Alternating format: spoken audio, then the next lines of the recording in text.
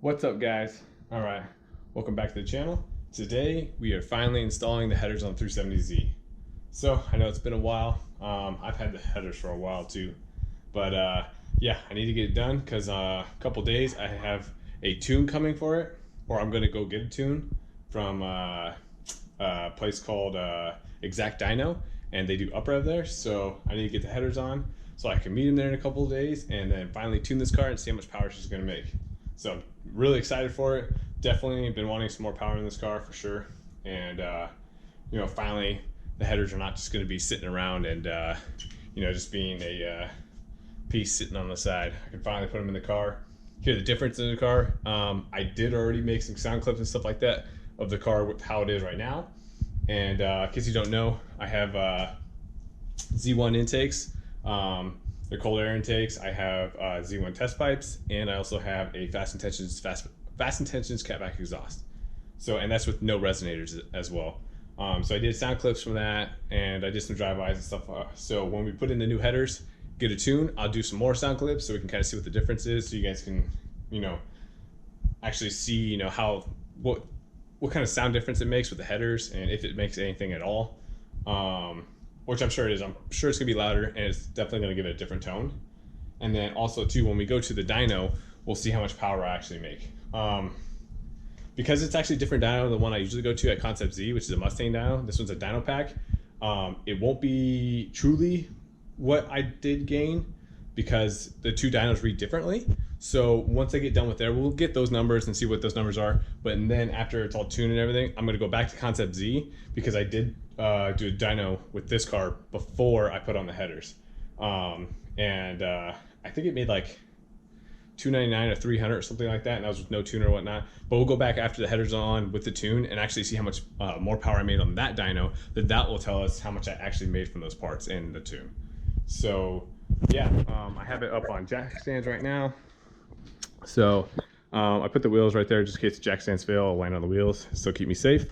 And yeah, so first thing, what I'm going to do is I'm going to take my intakes out because you have to go from underneath the car, and you have to work on top of your car as well because you get your heat shields out. I got to take my test pipes out as well, and to get the two top bolts on both of your test pipes, you actually have to come through here with a long extension. I've done that in a previous video when I actually switched those out, but I'll show you guys again. And yeah, it's just going to be a lot of getting in the right angles and just trying to get all those bolts off the exhaust manifolds.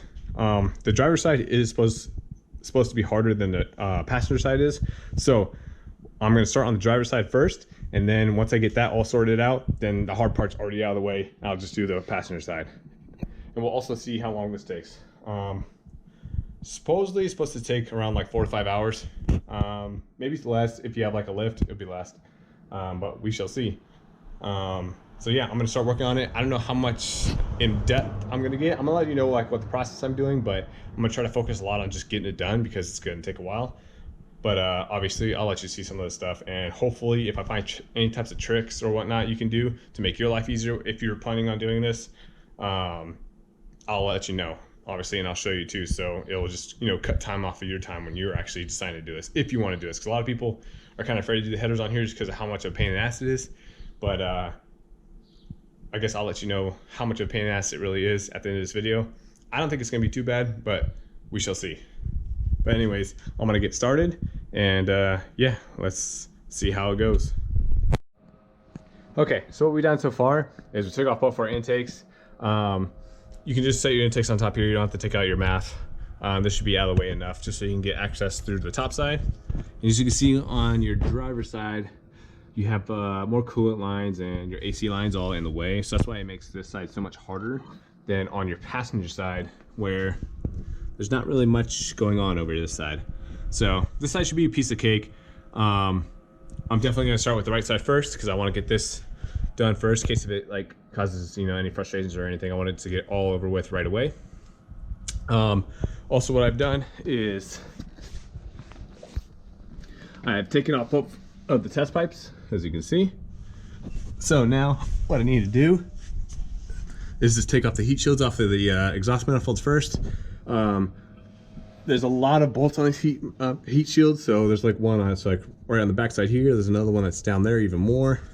and there's some just all around it. So just make sure you're looking all around it, because there is quite a few bolts. I'll let you know how many there is on each one of them, so then you can know, so you don't try to like pry it out and like wondering why it's not coming out. But anyways, I'm gonna start getting those heat shields off, and then I'm gonna start getting this driver's side header off first. Okay, so I got all the bolts off of the driver's side heat shield. Now I'm bringing it up. I'm bringing it up through the top, or trying to at least, hopefully.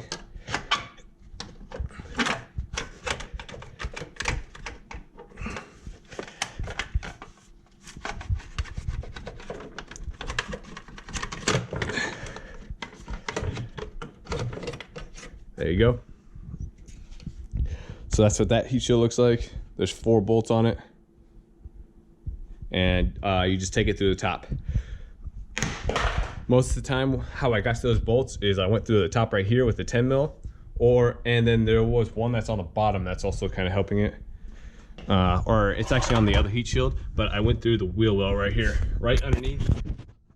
You can get up in there just like that, and I used a 10 mil as well. I used this right here. It's a little ratchet, and I also used a ratcheting wrench right here. So that's how I used to get all those bolts off. Those things are a pain in the ass, just because they've been heat cycled so much. They're stuck in there really bad, so it's gonna fight you quite a bit, but they will come out. They'll probably, if they break, who cares? As long as you get the heat shield out, that's all that matters. Now I just need to get that back part of that heat shield off, and I already have all the bolts off. I just got to pull out, and then I'll start taking the bolts off of this actual manifold.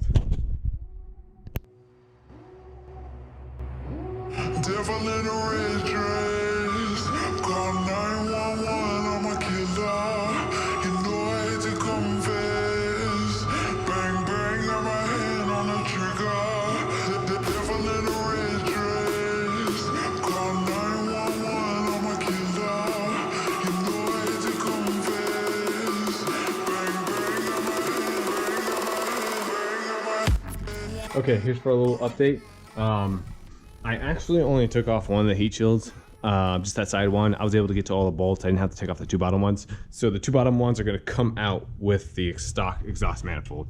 I've taken out every single bolt so far except for one, and it's loose right now already. I just stopped real quick just so I can give you guys an update what's going on.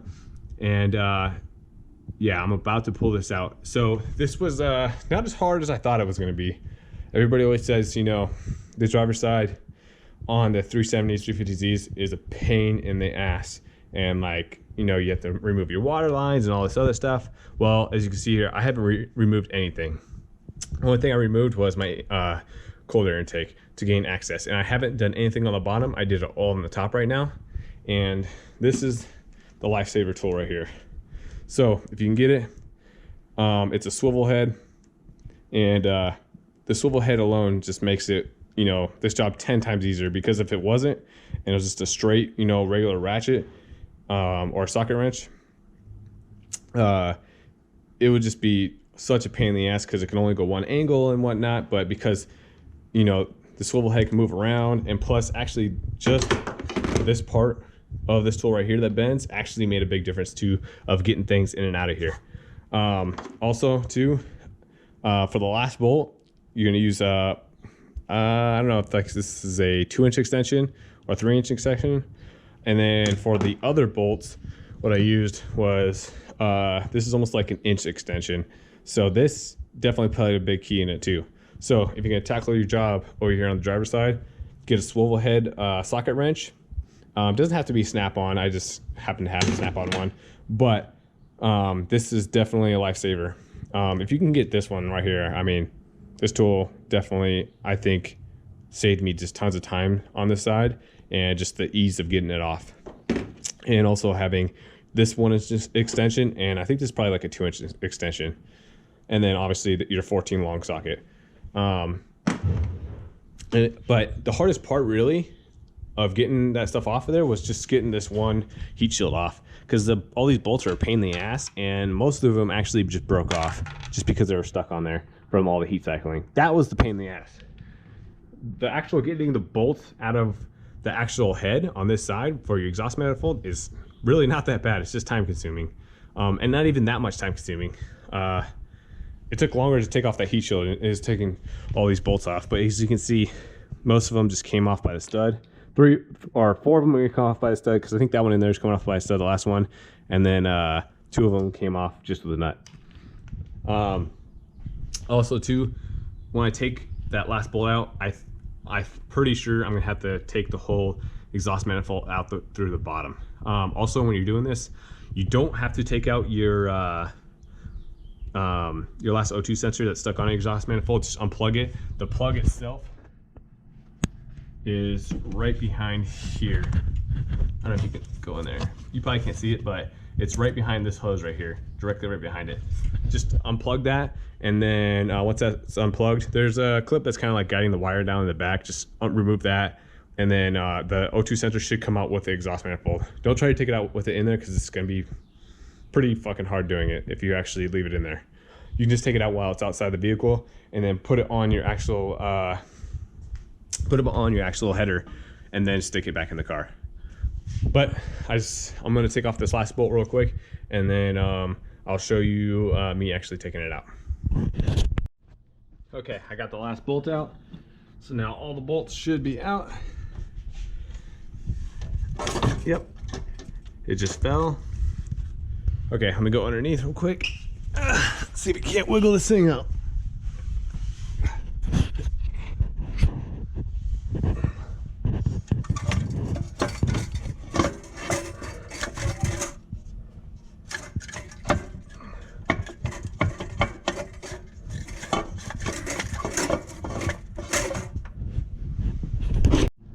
Okay, here it comes out.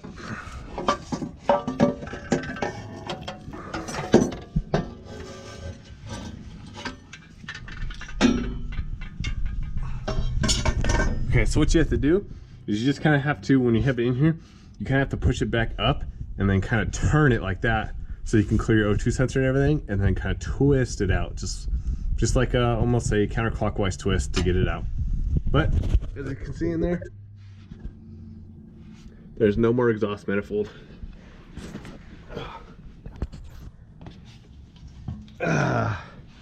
And that's what your stock manifold looks like right there.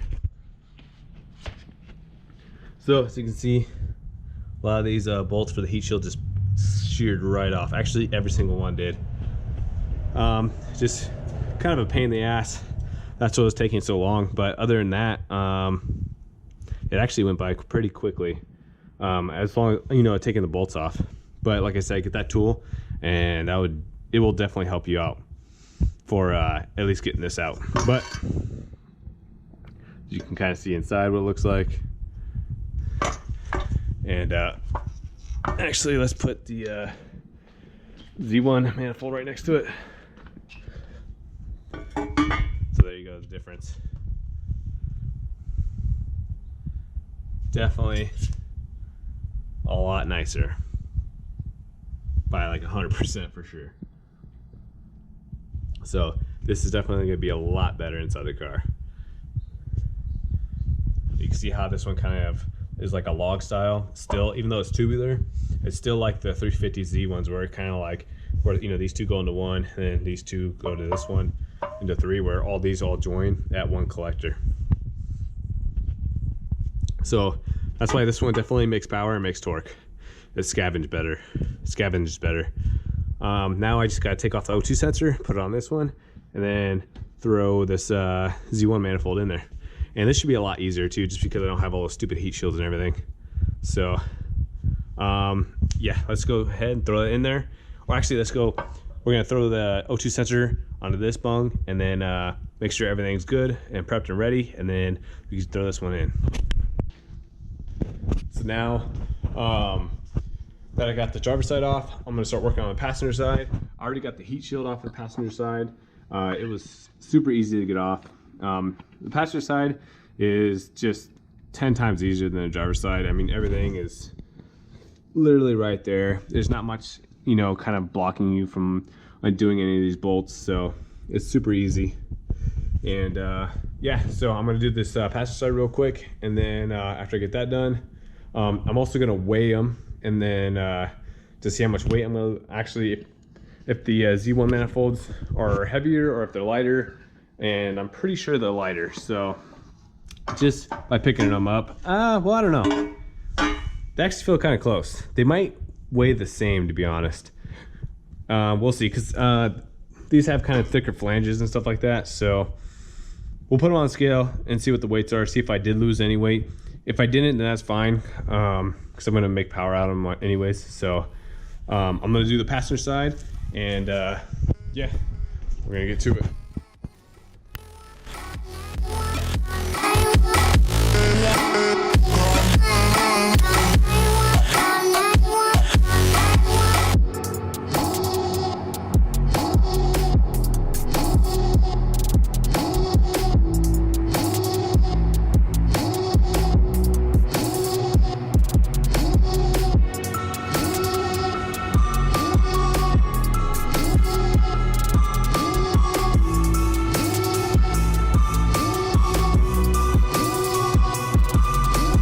Devil in a red dress. Call 911, I'm a killer. You know I hate to confess. Bang, bang, got my hand on the trigger. Devil in a red. Okay, I got the last nut out of there. So now we can take this manifold out as well. This one should be a lot easier than the driver's side, obviously, because there's a lot less things in the way. So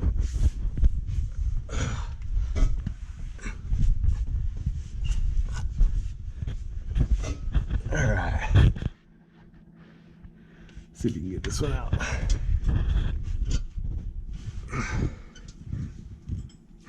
Sorry about the lighting.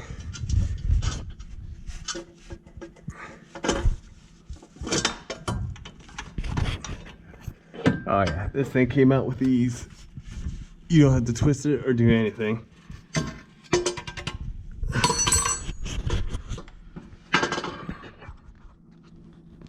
All right, there goes the, let's see here.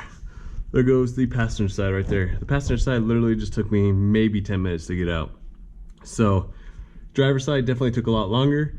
The passenger side was a lot quicker to do. Like, it was a piece of cake. So I would always suggest doing the harder stuff first, because then if you get it over with, you'll be frustrated, but your frustrations will kind of go away when you start doing the easier stuff, because everything starts going easier, obviously, and going more your way. So I'll do the frustrating stuff first and just get it done and over with, and then get the easy stuff last. But I'm gonna compare this with the other one, and yeah, I'll show you that in a second. Okay, so here's the passenger side manifold with the passenger side Z1. Same thing as the driver's side, basically. But yeah, you can just kind of see how they fall together again, and then these two go into here. So technically this isn't, if you take the 370Z manifold and put it on a 350Z, it's technically an upgrade, because those are true cast log style, where this is like a tubey manifold log style. But just for like looking in side there, just like that, so you can kind of see the differences. So you can see how all three of these ones actually meet all at one time. And then just basically like the diameter of the tubing too, so you can see, is definitely a lot bigger. So, but that's the passenger side. Okay, so I got the O2 sensors on both of the headers now. So all I gotta do is just start putting them in. I'm gonna start with the driver's side first, because that's the harder side. So I'm just gonna slide it in there, put the two nuts on the two studs that are still in there.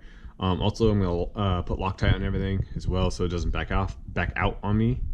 And yeah, then I'll start putting in the rest of the 4 studs that came out with the bolts, or sorry, with the nuts, and tighten everything down. And then we should be good to go on this side. Obviously I gotta put, you know, bolt back into this and stuff, and then put this intake on the back in as well. But other than that, it's looking pretty good. So it's been a pretty smooth process so far, which is nice. So we'll see how this header goes. Okay, so I was having a little bit of problems getting the driver's side headers in there. So what I'm doing is I took off the steering shaft at the bottom. There's this one bolt, 12 mil, take it out, move it aside, and that'll give you so much more room so you can actually put the header inside of your driver's side where it's supposed to go. That thing just pops right up. It's super easy, and yeah, so that's how you do that, and then you should be able to put your header in. Okay, so I got the manifold, or the header inside the driver's side. One thing also to note, take out your O2 sensor and put your manifold in, because it won't fit in there with the O2 sensor still on it. So take it off, put your header in, and then put your sensor back on.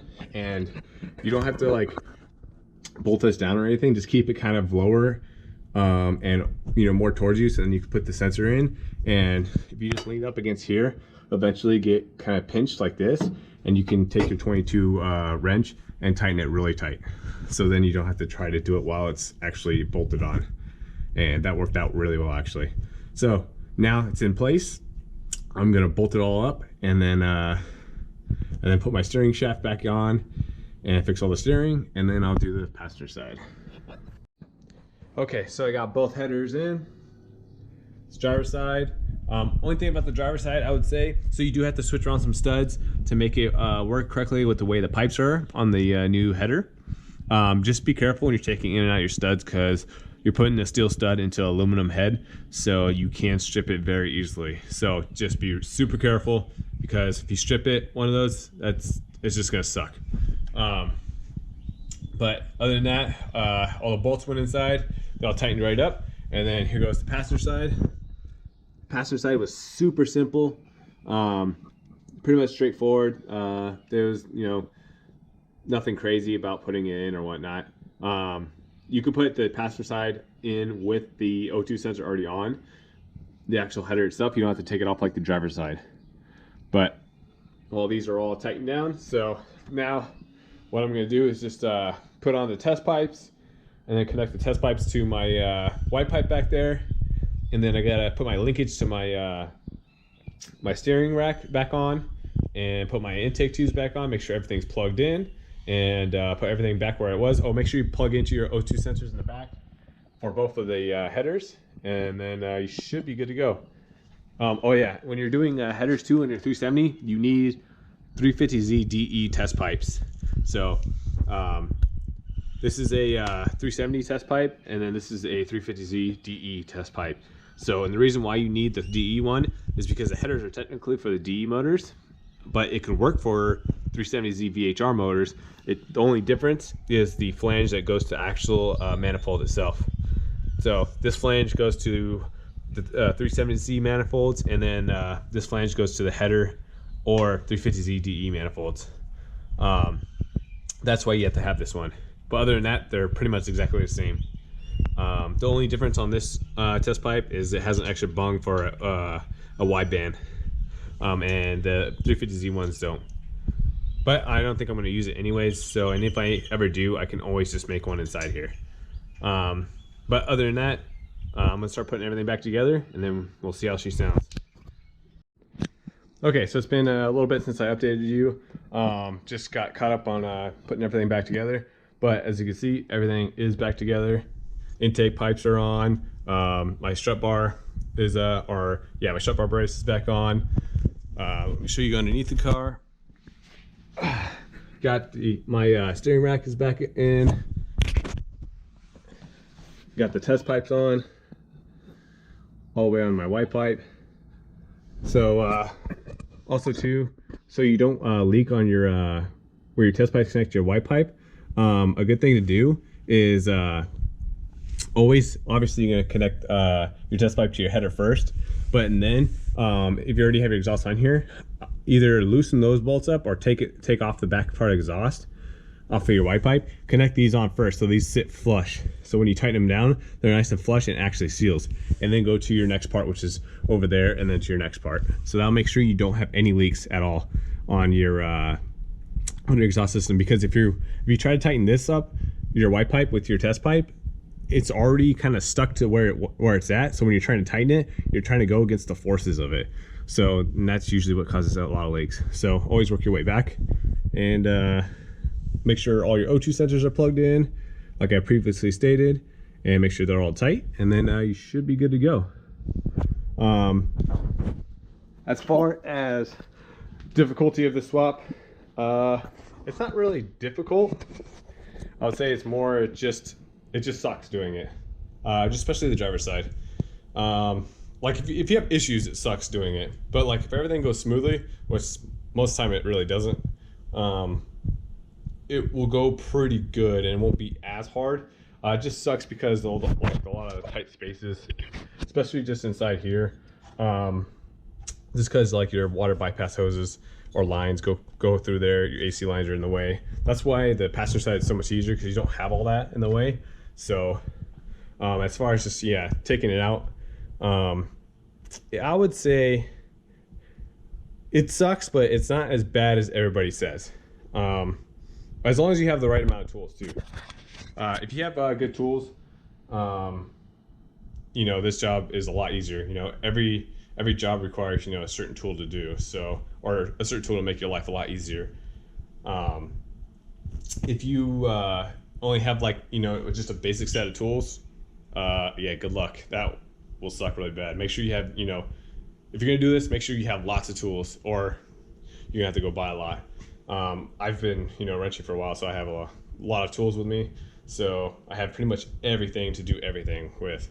So it made it a lot easier. The only thing that would make this 10 times easier for me was if I had a lift.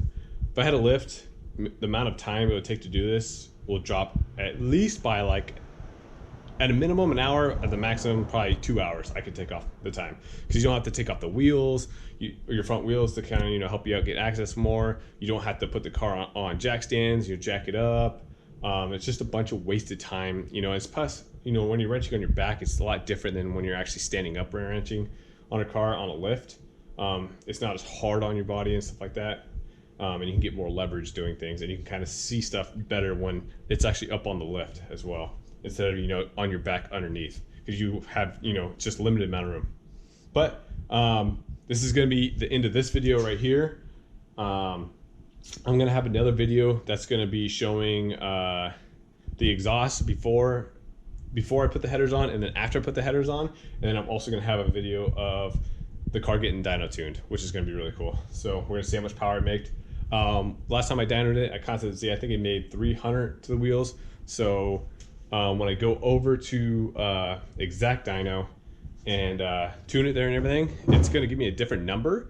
Well, it's obviously it's going to give me a different number because it's different dyno, but we'll see how much it gives me there. But I'm not going to go back to Concept Z and re-dyno there after I'm done tuning it at Exact Dyno. So like we can actually see the exact gain of how much I got from the exact same dyno. So anyways, that's going to wrap it up for me right now. Finally, the headers are done, and now I don't have to worry about it anymore. Obviously, I'm never going to take those out.